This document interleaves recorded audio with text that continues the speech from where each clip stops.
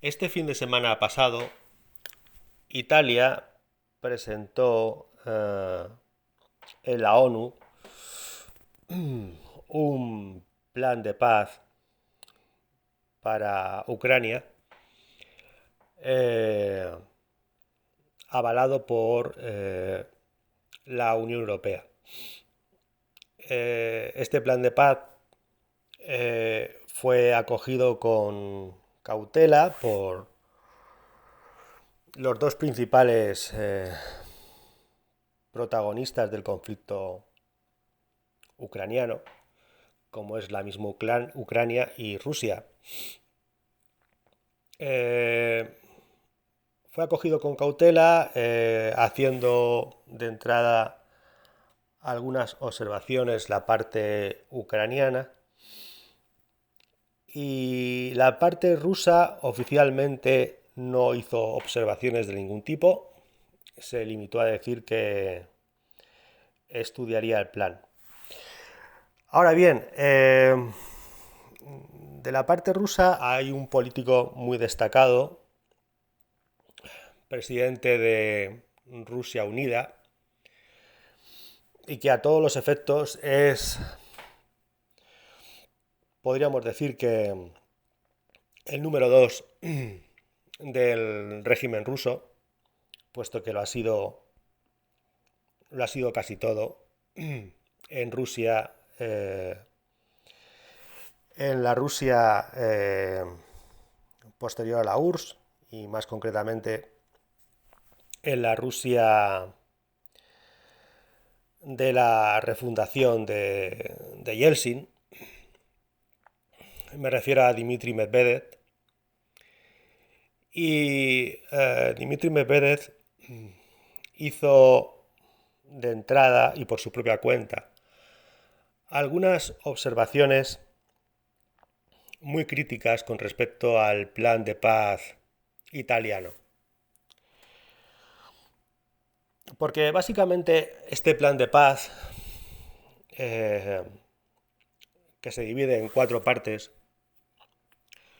lo que viene es a abordar el conflicto ucraniano de una manera segmentada, de una manera extendida, como si cada parte de ese plan se pudiera tratar de manera independiente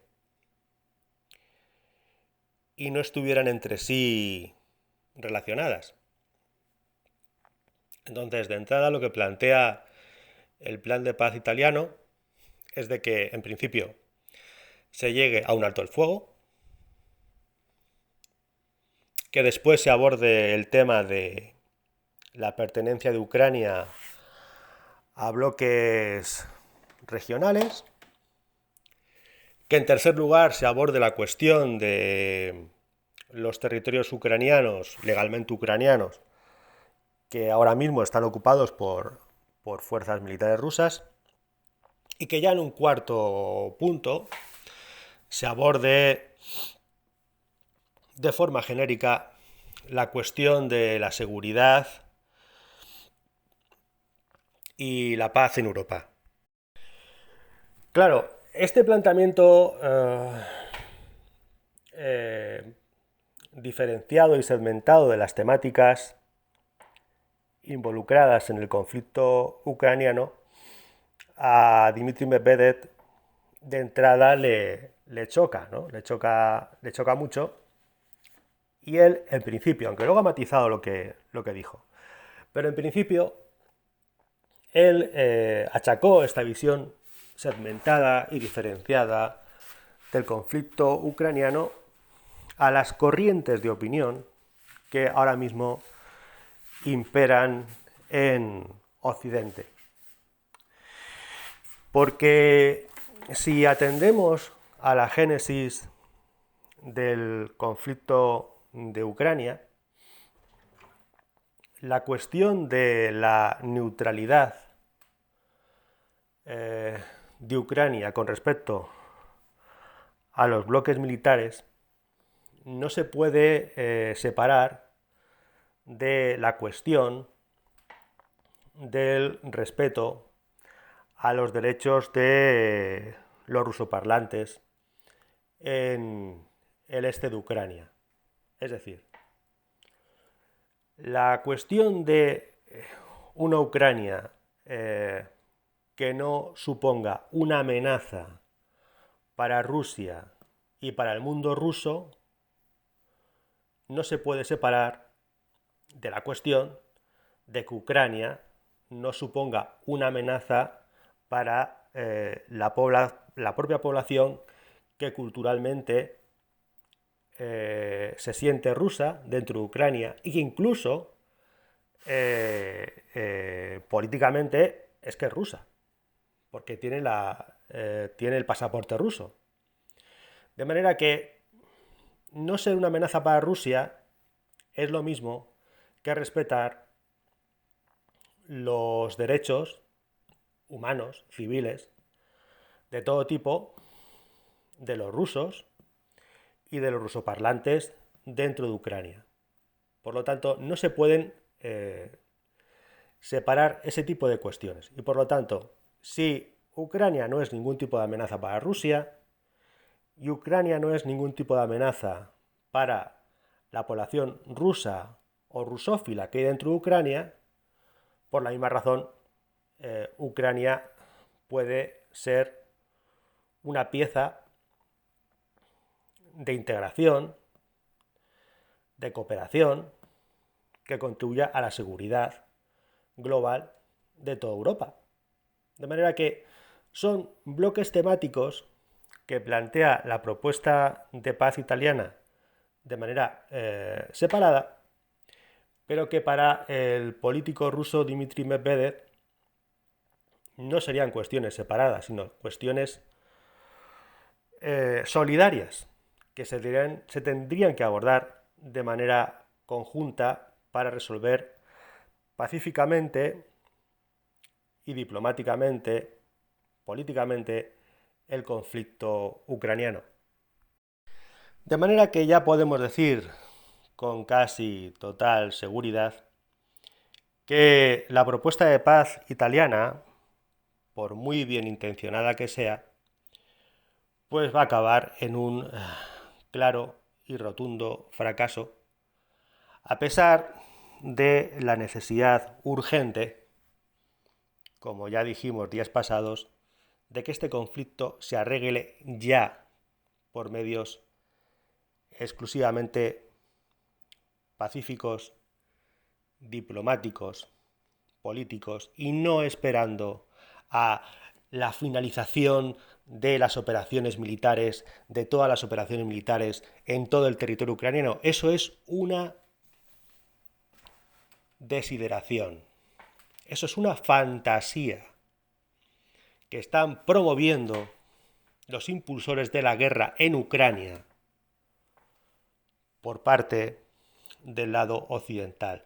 No habrá una batalla final. No habrá una resolución militar del conflicto. No la va a haber. La han buscado en Mariupol y no la han encontrado. La siguen buscando a lo largo del río Dnieper y no la van a encontrar. Siguen intentando parar a las fuerzas rusas o prorrusas en el Donbass y solo lo consiguen destruyendo infraestructura civil ucraniana y amenazando a la propia población civil del Donbass. No hay una resolución militar del conflicto en Ucrania. Lo que hay es una crisis militar en Ucrania que se va profundizando porque no se ponen los medios para resolverla exclusivamente por vías pacíficas, diplomáticas, exclusivamente políticas. En el verano del 2008, Dmitry Medvedev precisamente protagonizó unas negociaciones de paz que sí fueron exitosas. Unas negociaciones de paz que fueron impulsadas por la Unión Europea, entonces, por la presidencia de la Unión Europea de entonces, que recaía en Francia, y fueron unas negociaciones de paz, como digo, que sí fueron exitosas. Y aquellas negociaciones de paz se produjeron a propósito del conflicto militar entre la región separatista prorrusa de Osetia del Sur en Georgia y el gobierno central de esa república. Y Francia, la Francia de 2008, la Francia que presidía Nicolas Sarkozy, planteó 6 puntos para resolver de manera pacífica, diplomática y política el conflicto de Osetia del Sur con Georgia. Estos 6 puntos del plan de paz que presentó Francia a las partes y que salió adelante eran los siguientes, los 6 puntos. En primer lugar, acuerdo para que no se siguiera utilizando la fuerza en dicho conflicto. En segundo lugar, una tregua de las hostilidades. En tercer lugar, apertura de canales de ayuda humanitaria con la mayor amplitud posible. Textualmente decía acceso libre de la ayuda humanitaria. En cuarto lugar, aquel acuerdo de paz decía regreso del ejército de Georgia a sus bases permanentes. En quinto lugar, regreso del ejército de Rusia, que había participado en la guerra apoyando a Osetia del Sur.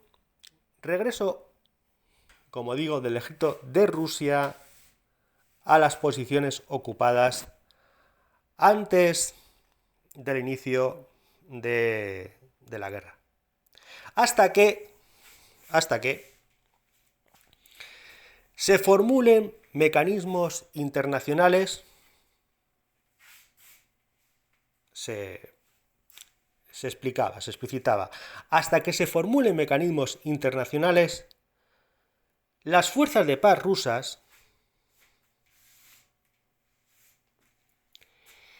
en principio las fuerzas de paz, el ejército ruso debería devolver, como el ejército georgiano, a sus posiciones anteriores al inicio de la guerra. Pero hasta que se formulen mecanismos internacionales de resolución, de aplicación de la paz, las fuerzas de paz rusas, se les llamaba en este acuerdo de paz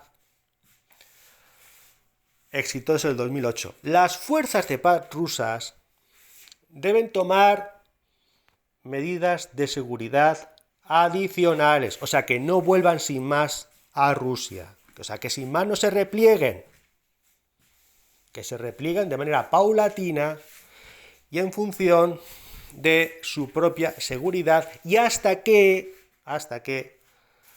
la comunidad internacional articule mecanismos adicionales para garantizar la paz en el territorio y que no haya represalias por parte de los dos bandos.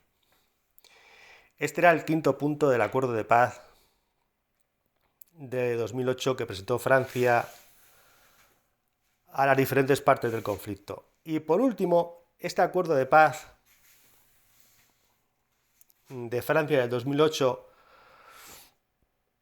a propósito de la República Separatista de Georgia, el sexto punto decía: inicio de discusiones internacionales por el estatus internacional, se entiende, de Osetia del Sur y la región de Abjasia para garantizar la seguridad de ambas regiones, provincias, repúblicas, como se quiera decir. Este último punto, el último punto que ya planteaba una apertura de la discusión del estatus jurídico de estas dos repúblicas separatistas, una apertura de su discusión, de la discusión de su estatus internacional dentro de la comunidad internacional, este último punto sería modulado por parte de... sería retocado por parte de Georgia, y en vez de hablar la parte georgiana en el acuerdo final que firmó de discusiones internacionales por el estatus de Osetia del Sur y de Abjasia, decía que se discutirían modalidades de seguridad y estabilidad. Ya está, no especificaba cuál sería el marco para la discusión de el estatus de seguridad y estabilidad en torno a las repúblicas separatistas. En cualquier caso, este acuerdo de 6 puntos presentado por Francia para resolver el conflicto de Osetia del Sur en 2008 y que recibió el aval de Rusia, con el planteamiento inicial de abrir una discusión internacional acerca del estatus jurídico de Osetia del Sur y de Abjasia. Este plan de 6 puntos que planteaba desde el principio el cese de hostilidades, la tregua, la apertura de canales de ayuda humanitaria, la retirada de los ejércitos beligerantes, de manera escalonada, especialmente en referencia a Rusia. Y por último, la apertura, en último término, de una discusión internacional con respecto al estatus jurídico de Osetia del Sur y de Abjasia. Este acuerdo de paz de Francia del 2008 en torno al conflicto de Osetia del Sur salió adelante con el aval de Rusia y la firma de las repúblicas separatistas y de Georgia. El acuerdo de paz de 2008, presentado por Francia, fue un acuerdo de paz exitoso. Ese fue un acuerdo de paz exitoso. El acuerdo de Francia de 2008 para el conflicto de Osetia del Sur.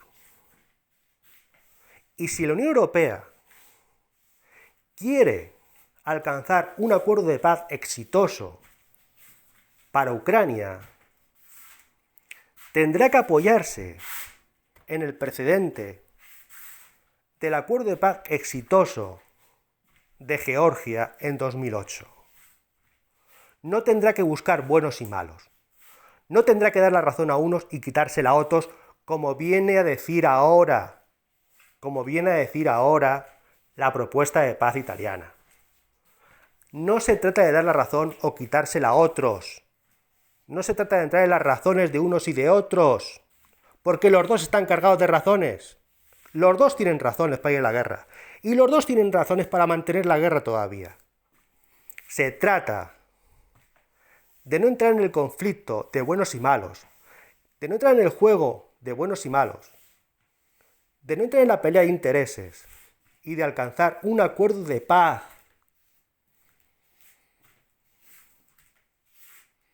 que acerque las posturas,